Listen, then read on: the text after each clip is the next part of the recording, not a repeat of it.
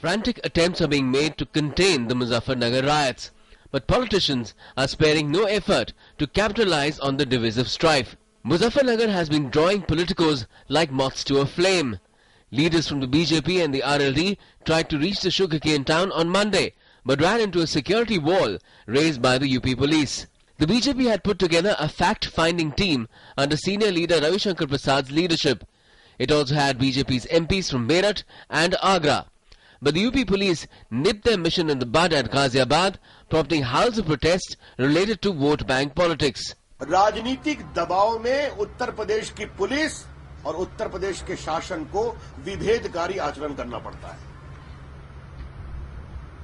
कुछ समुदायों के लिए आचरण का मानदंड एक होता है, बाकी के लिए आचरण का मानदंड दूसरा होता है। किसी पार्टी का राजनीतिक वसूल कुछ भी हो, लेकिन शासन सबों के लिए होना चाहिए। उत्तर प्रदेश में सपा की सरकार ये एहसास नहीं दिला पा रही है कि ये शासन सबों के लिए है। A similar fate befell RLD chief Ajit Singh and his son Jayant Chaudhary, whose foray towards Muzaffarnagar came to an abrupt end at Ghaziabad. पिछले 10 दिन में हो रहा था कि ऐसा नहीं है कि आपके पास इंटेलिजेंस रिपोर्ट नहीं आ रही थी, आपको जानकारी नहीं थी कौन लोग इसमें शामिल थे, कौन लोग वीडियो को बांट रहे थे, कौन लोग नफरत भरी बातों को समाज के बीच में रख रहे थे, विष को फैला रहे थे, तो आपको पहले ही उनको बंद करना चाहिए था।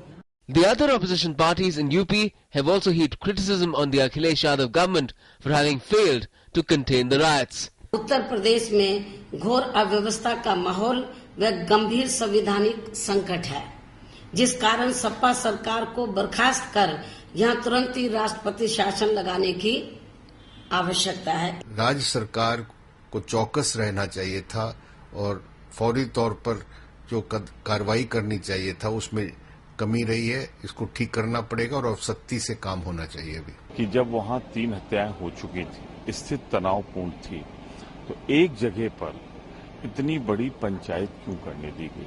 कौन था जिसने इजाजत दी? The Akhilesh government is at the receiving end of its political rival's stick, also because there have been nearly 30 significant incidents of communal violence during the last 1 year. The state government had also been warned recently at a meeting at the Home Ministry over attempts to spoil communal harmony.